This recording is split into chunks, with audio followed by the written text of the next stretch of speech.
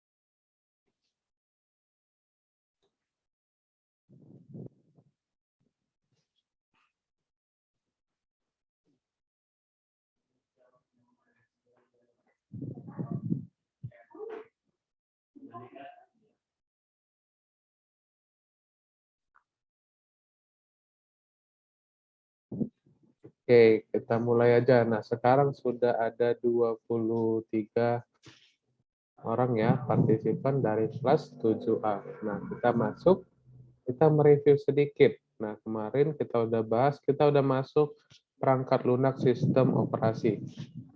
Oke, ini kita lewatin aja. Nah, pengertian sistem operasi. Kalau di Indonesia disebutnya SO ya, sistem operasi. Kalau di luar negeri biasanya disebut OS, operasi sistem. Hanya dibalik-balik aja adalah sistem software yang melakukan kontrol manajemen perangkat keras dan fungsi dasar sistem di dalam komputer. Sistem operasi juga bekerja untuk menjalankan perangkat lunak seperti aplikasi atau program yang diinstal di dalamnya. Melalui sistem operasi, sebuah komputer bisa dijalankan oleh manusia. Jadi jika tidak ada sistem operasi, maka tidak bisa dijalankan oleh manusia. Karena si sistem operasi inilah yang membantu manusia untuk mengerti tentang komputer. Oke. Sistem operasi adalah software yang pertama kali diinstal pada memori komputer setelah proses booting. Nah, di 2 minggu yang lalu kita pasti sudah membahas apa itu booting. Nah, saya coba bertanya kembali. Di 2 minggu yang lalu kita sudah membahas apa itu booting. Yuk, apa itu booting nih?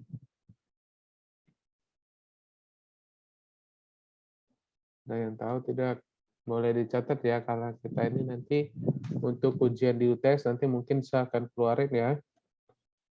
Oke, nah booting itu adalah masuknya aliran listrik. Masuknya aliran listrik ke dalam hardware atau software yang ada di dalam komputer atau yang ada di dalam smartphone juga boleh nih. Oke, yang intinya dia adalah masuknya aliran listrik ke dalam komputer, ke dalam hardware atau softwarenya. Nah, jadi maksudnya itu bagaimana sih? Maksudnya itu adalah ketika kita menekan tombol on off-nya. Ketika kita menekan tombol on off-nya si komputernya itu, maka dari baterai itu akan mengaliri aliran listriknya ke dalam semua hardware-hardware yang ada di dalam komputer, sehingga bisa dijalankan. Kalau misalnya tidak masuk aliran listriknya atau sebagian-sebagian aja, maka akan ada yang namanya kecacatan ya. Oke, nah ini masuk kita ke poin ketiga. Jika sistem operasi, oke,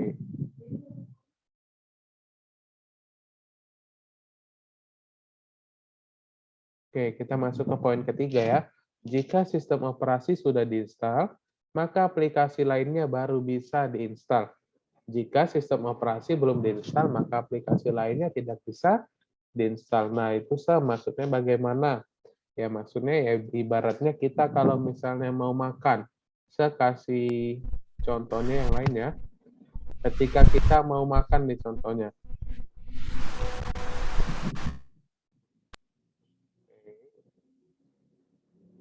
Kalau kita mau makan biasanya, kita yang paling pertama kali itu apa yang kita lakukan sebelum makan itu apa yang perlu kita ambil. Ayo, jangan hanya diam-diam. Sekarang yang hadir itu ada 31 di sini. Jika sistem operasi sudah diinstal, maka aplikasi lainnya baru bisa diinstal. Jika sistem operasi belum diinstal, aplikasi lainnya tidak bisa diinstal. Nah, maksudnya itu bagaimana? Maksudnya itu adalah contohnya itu seperti begini. Ketika kita mau makan, yang pertama kali kita ambil itu adalah piringnya, wadahnya, untuk menampung si nasinya atau lauknya. Nah, sama juga seperti di sistem operasi. Kalau misalnya sistem operasi itu wadahnya itu, kalau tidak ada wadahnya, maka tidak akan bisa namanya masuk software-software yang ada. Oke. Layanan inti dalam sistem operasi. Oke.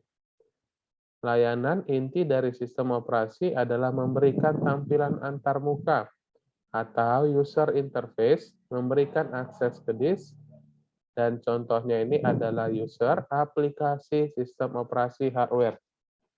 Nah, di sini. Di 2 minggu lalu kita sudah membahasnya ya, tentang ini. Oke, 2 minggu lalu saya sudah membahasnya.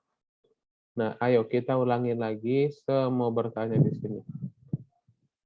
Yang bisa menjawabnya sekasih tambah nilai. Kita minggu depan akan ujian. Kita minggu depan akan ujian, benar ya? User.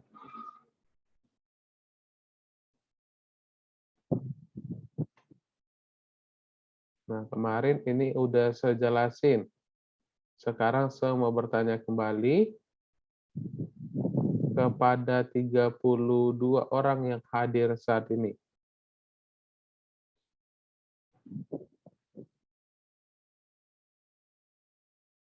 Oke.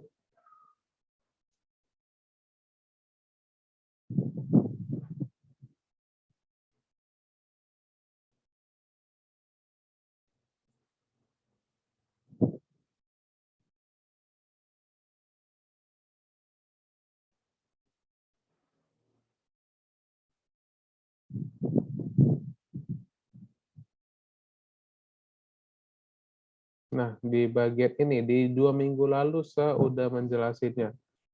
Ayo, saya mau bertanya, ada yang mengerti tidak maksudnya ini bagaimana? Ayo, yang bisa saya kasih tambah nilai nih. Saya 2 minggu yang Semua lalu. saling berhubungan, Sir. Oke, saling berhubungan. Contohnya bagaimana? Ini maksudnya memang tanda panah ke bawah sama tanda panah ke atas itu ya maksudnya adalah mereka saling berhubungan. Hubungannya antara si user ini dengan aplikasi bagaimana, hubungan user sama sistem operasi bagaimana, dan dari keempat ini memang saling berhubungannya, maksudnya itu bagaimana nih. Oke, di sini kemarin udah kita bahas nih, hardware itu adalah perangkat keras. Ini adalah hal umum ya. Semua sudah pada tahu, ini kita bahas sistem operasi. App ini adalah aplikasi, dan ini adalah brainware atau pengguna. Nah, ayo, saya kasih tunggu 1 menit untuk yang bisa menjawabnya. Yuk.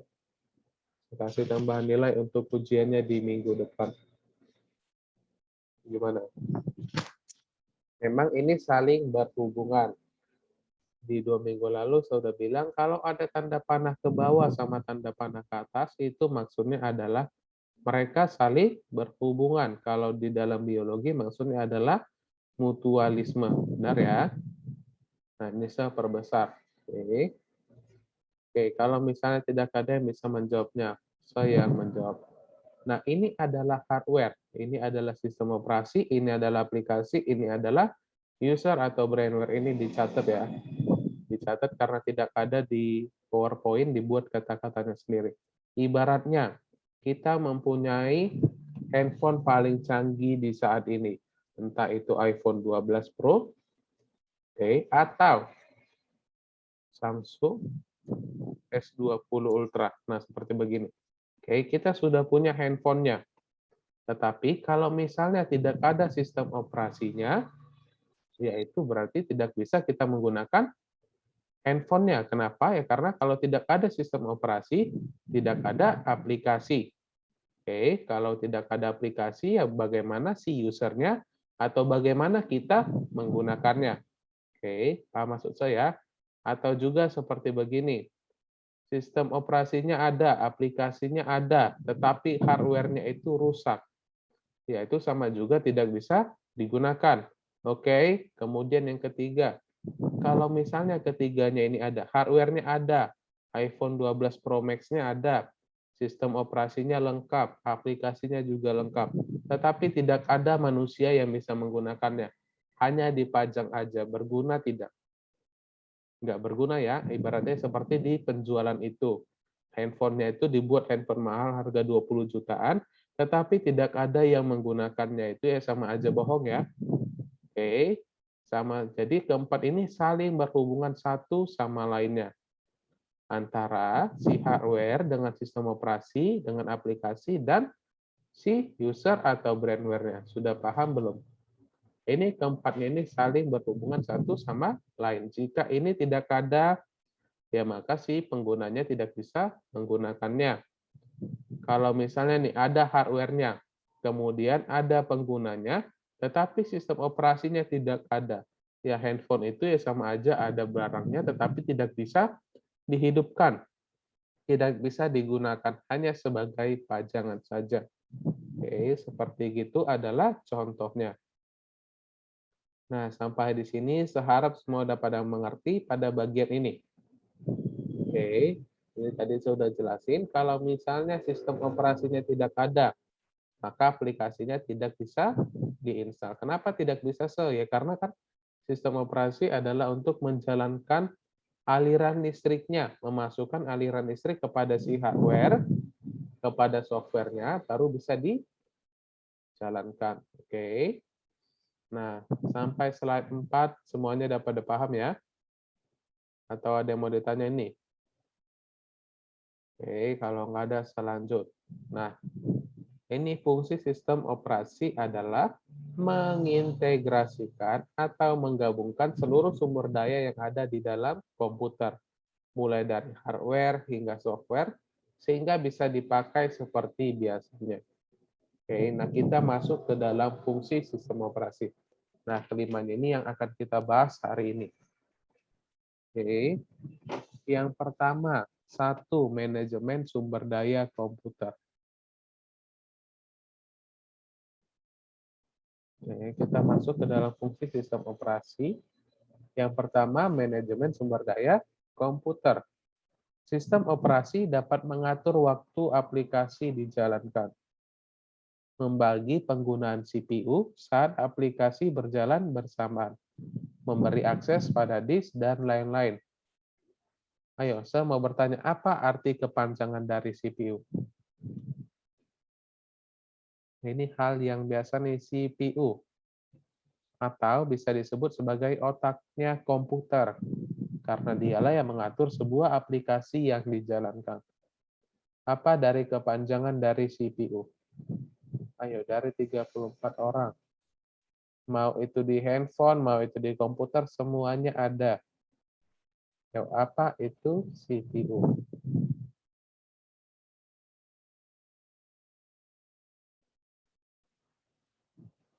Jangan pada diam-diam nih, sama gampang banget untuk mencari tambahan nilai. Ketika saya bertanya, ya dijawab. Yang sering aktif, saya kasih tambah nilai nih. Central Processing Unit. Oke, Central Processing Unit. Nah, yang namanya processing itu tadi berarti dialah yang mengaturnya. Oke.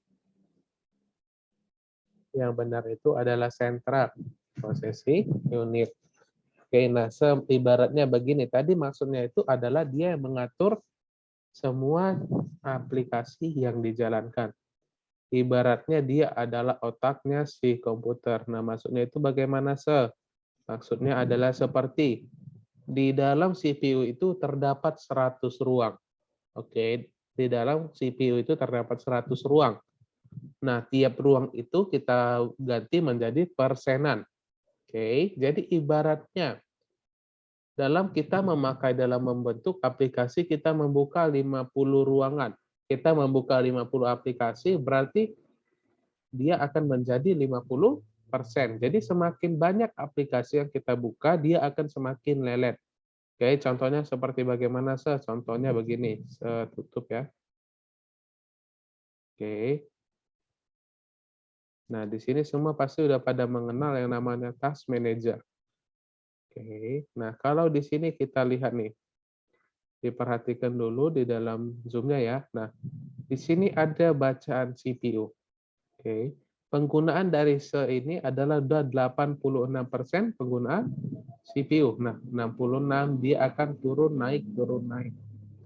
Oke, nah jadi kalau misalnya sudah mencapai 80-an persen atau 90-an persen, berarti dia dayanya itu akan berkurang, akan membuat semakin lelet. Oke, kalau misalnya tidak paham, saya ganti. Ibaratnya dia ini adalah otak manusia. Jika kita disuruh menghitung banyak pertanyaan, apa yang akan terjadi pada otak kita?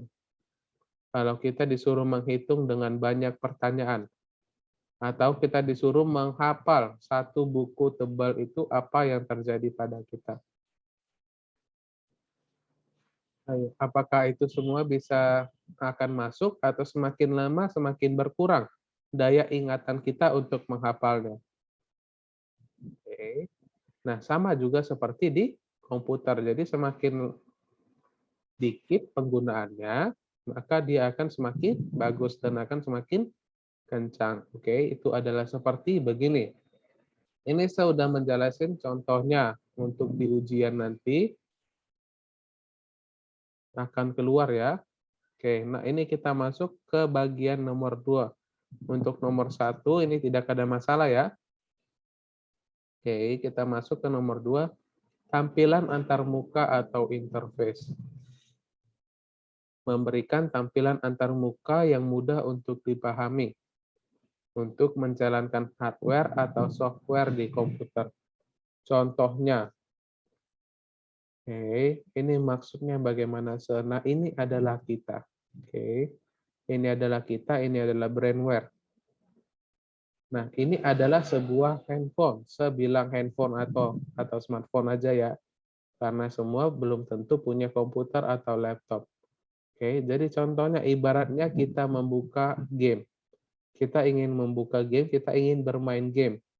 Apa yang biasanya kita lakukan untuk sebelum bermain game itu, apa yang biasa kita lakukan? Yang biasanya kita lakukan itu adalah membuka gamenya. Kita tinggal mengklik saja gamenya, dia akan terbuka. Nah, itu adalah seperti biasanya. Tetapi, itu kalau di bagian manusia, dia hanya seperti gitu. Kita tinggal klik gamenya, maka akan tinggal terbuka. Ibaratnya, saya ingin buka Mozilla Firefox. Oke, saya tinggal mengklik, maka dia akan terbuka langsung. Manusia tidak akan mengerti bagaimana prosesnya.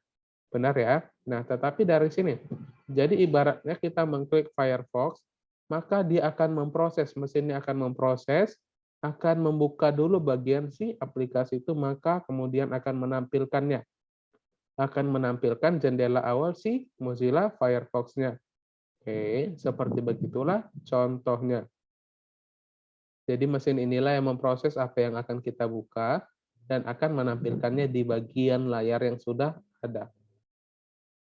Nah, ayo kita masuk ke nomor 3, koordinasi.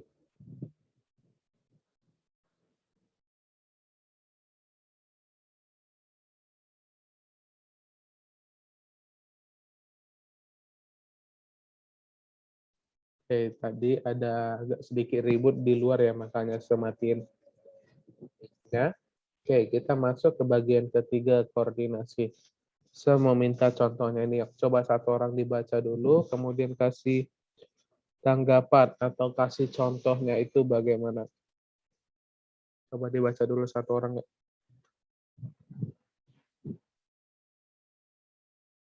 Ada yang mau bacanya tidak?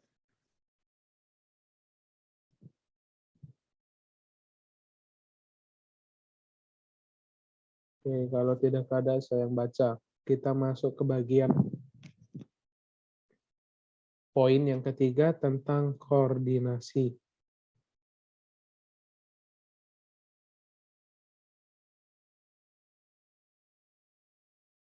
Oke, kita masuk ke bagian koordinasi.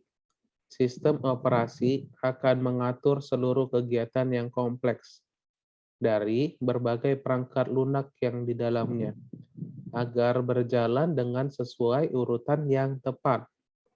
Nah, itu saya tadi udah buat. Agar berjalan sesuai dengan urutan yang tepat. Ayo kasih contoh sama saya kasih tambahan nilai. Ini adalah bagiannya, berjalan sesuai dengan urutan yang tepat. Dialah yang mengatur seluruh kegiatan yang kompleks dalam perangkat lunak. Ayo, di kelas 7B itu mereka itu berebutan untuk memberikan tambahan nilai. Nah, di sini kenapa semuanya pada diam? Saya mengasih contohnya atau bertanya itu dengan hal yang mudah, seperti di bagian koordinasi ini.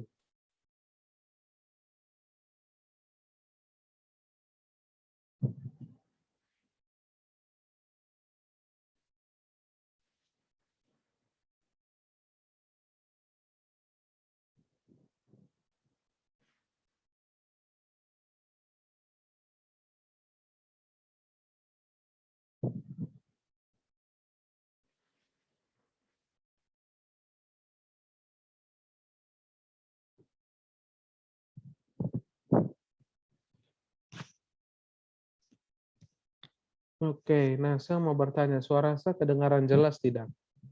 Kata temannya suara saya kekecilan atau bagaimana nih?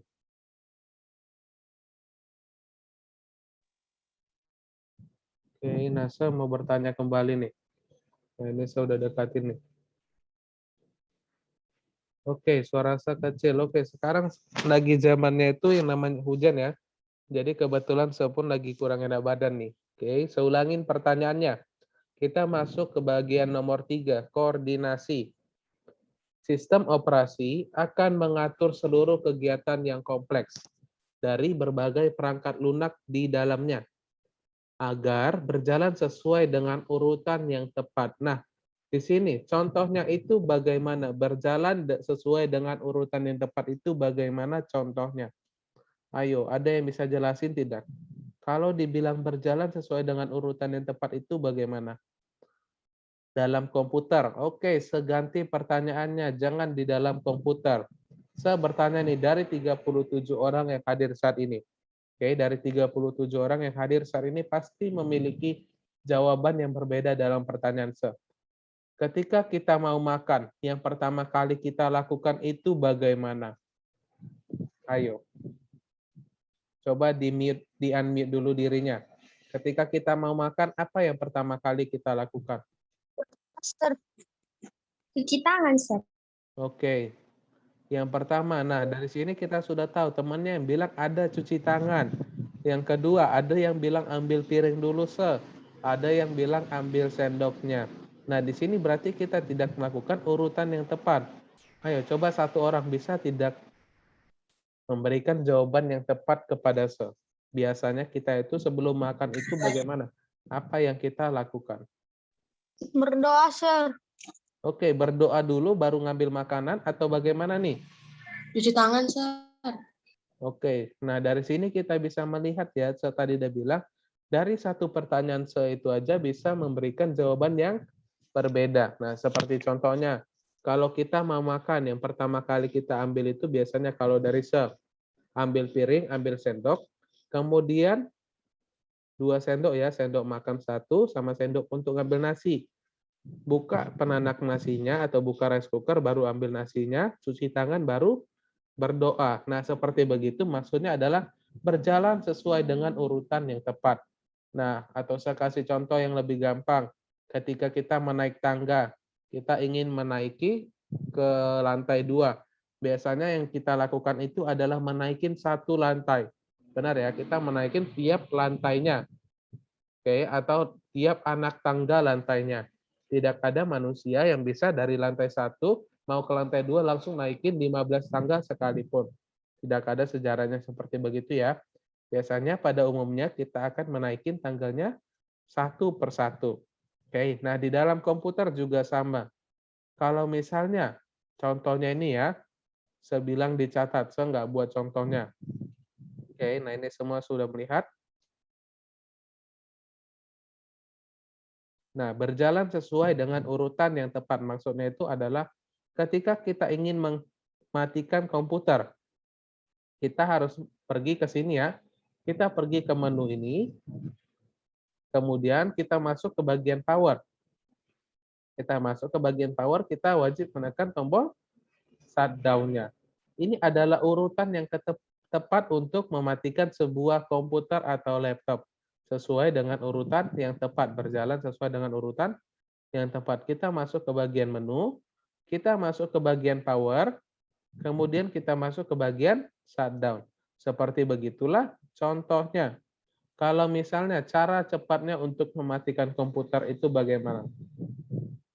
Kalau misalnya terjadi sesuatu nge-lag atau nge-freeze, untuk mematikan sebuah komputer itu bagaimana nih? Itu adalah tadi saya sudah jelasin, power, kemudian shutdown. Itu adalah cara sesuai dengan yang tepat. Kalau untuk mematikan komputer dengan cara yang lain itu bagaimana? Oke, Joshua, bagaimana caranya? Klik tombol power yang ada di keyboard, Sir. Oke, klik tombol power untuk mematikannya. Nah, itu juga bisa, tetapi kita itu mematikan secara paksa. Seperti begitulah contohnya. Oke, yang namanya paksaan itu biasanya tidak akan baik. Oke, sampai di sini. Dari bagian nomor 1, 2, dan 3, semuanya udah mengerti tidak? Atau ada yang mau ditanyain? Oke, saya sudah memberikan contohnya yang mudah dimengerti, oke? Sampai di sini, saya mau bertanya. Kita ujian tanggal berapa, hari apa, ada yang tahu tidak? Minggu besok hari Senin, Sir. Hari apa? Kita ujian TIK komputer itu hari apa? Kalau ujian itu memang mulai dari hari Senin. Oke, kisi-kisinya apa? Nah, kisi-kisinya itu adalah dari bagian catatan pertamanya ya. Catatan pertama ini saya akan share dulu.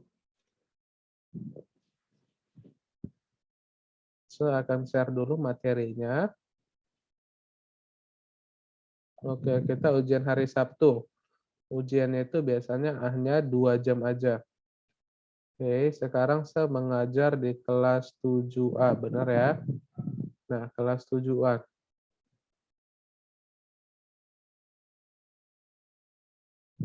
Oke, kita ujiannya itu tentang perangkat keras, pengenalan komputer, input, output, dan proses. Oke, nah ini 7A, mana 7A ini?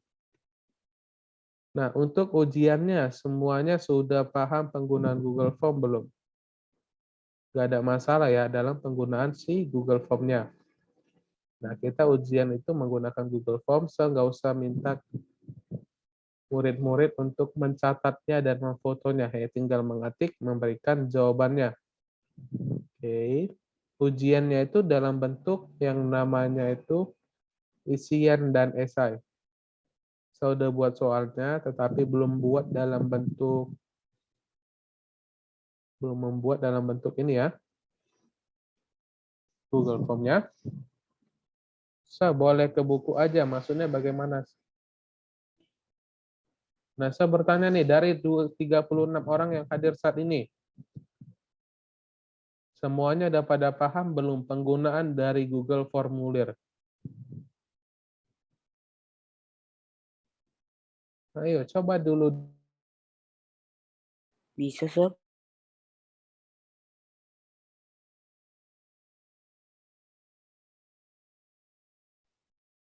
Oke, ada yang bilang bisa, ada yang belum. Oke, ada yang bilang bisa. Nah, kalau semua udah bisa memberikan jawaban dari tugas. Oke, semua udah mengerti cara penggunaan Google Formulir. Nah, saya bertanya. Kemudian di sini yang hadir ada 36 siswa-siswi. Kenapa yang memberikan jawaban tugasnya itu masih 35 orang? Kenapa yang memberikan tugasnya masih 35 orang?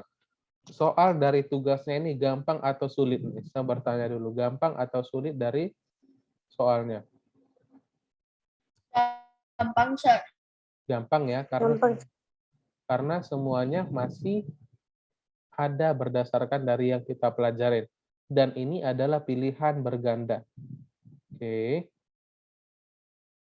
Nah, kemudian satu kelas itu, dari kelas 7A itu ada berapa orang? 43. Ada 43. Kemana 42, kawannya? Sir. Oke, ada 42. Oke, yang hadir saat ini ada 36. Yang hadir saat ini ada 36. Berarti masih ada 6 orang lagi yang belum mengumpulkan. Di sini semua pasti udah yang namanya memakai WhatsApp ya. Masih ada yang udah semua memakai WhatsApp dan pasti ada grupnya. Oke, boleh diingetin sama teman-teman yang lain untuk mengerjakannya. Boleh ya? Ini ada 6 orang lagi yang masih belum mengerjakan. Dan di sini ada terdapat 1 orang, entah siapapun itu yang masih belum mengerjakannya. Oke. Ya, memang so nanti mau bilang dulu ke wali kelas setelah ada daftar namanya ya. Oke, nah ini saya upload dulu. Kemarin udah saya upload belum tentang pengenalan komputer ini dari PDF-nya? Saya rasa udah ya. Coba kita cek dulu ya.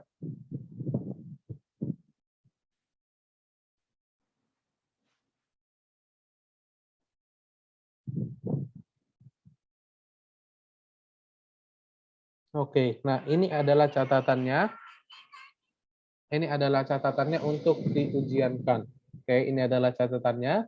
Dan untuk pengerjaannya semua nanti saya buat dalam Google Formulir.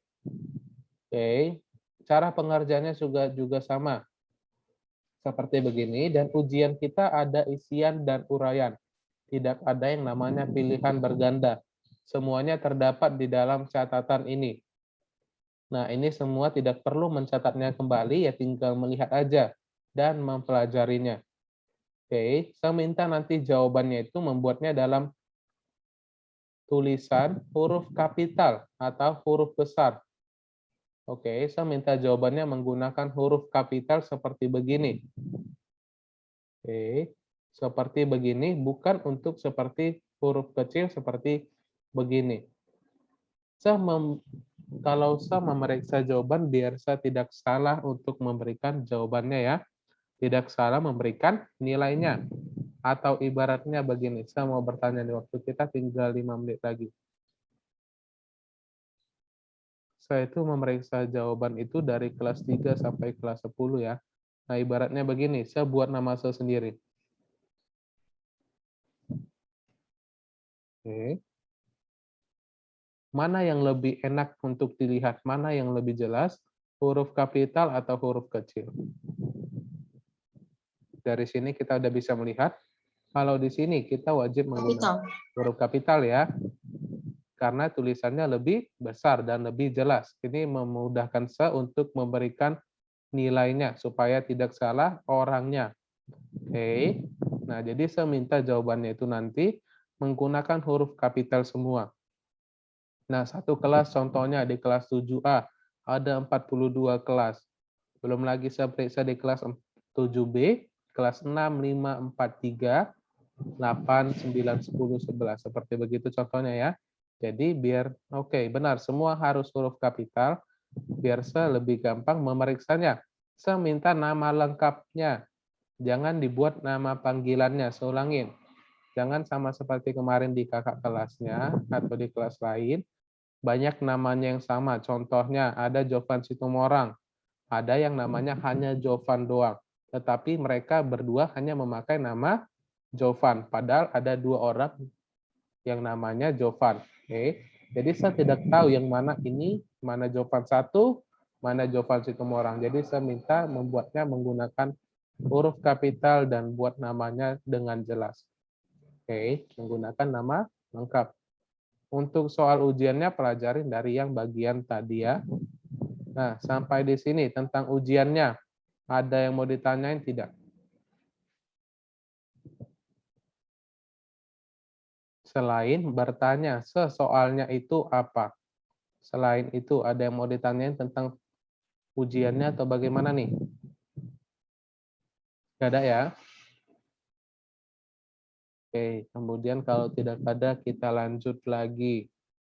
Kita masuk ke bagian keempat. Kita habisin dulu sampai kelima ini, waktu kita tinggal 2 menit lagi ya. Kita habisin dulu sampai ke pelindung file. Saya bacain aja dulu. Pelindung file. Ujian berapa soal? Ujian sama saya itu boleh nanti saya buat 10 soal atau 15 soal. Oke, yang pasti esainya 5, isiannya antara 10 sama 5. Oke. Seperti begitu. Karena bahan kita juga banyak kemarin, kemungkinan besar itu ada 10 soal di isian, 5 di uraian. Oke. Nah, kita lanjut. Kita masuk ke bagian 4, pelindung file.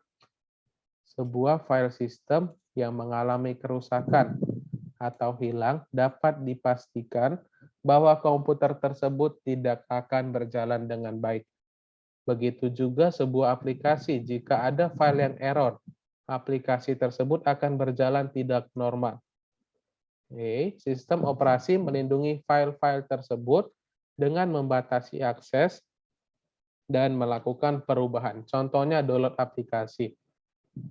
Nah, saya mau bertanya, kalau misalnya kita mendownload aplikasi, kemudian tiba-tiba Wi-Fi-nya mati, jaringan kita bermasalah, paket kita habis, apa yang biasanya terjadi? Itu ada 3 kemungkinannya itu. Yuk, coba sebutin Oh, sama nggak jadi saya. terdownload, Sir. Yang bagaimana yang pertama?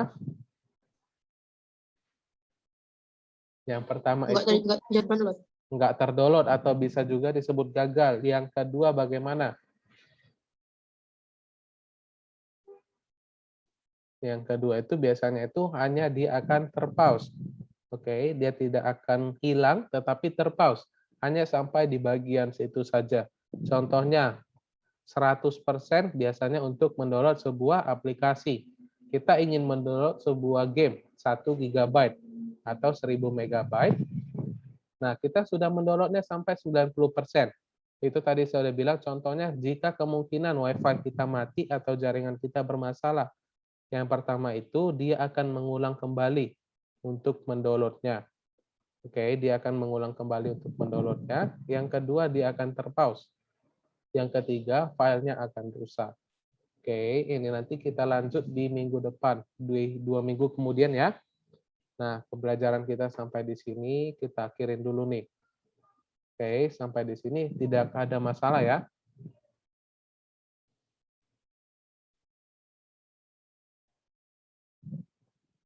Oke.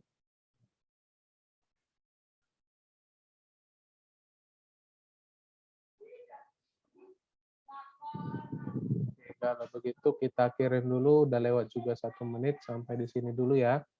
Bye-bye.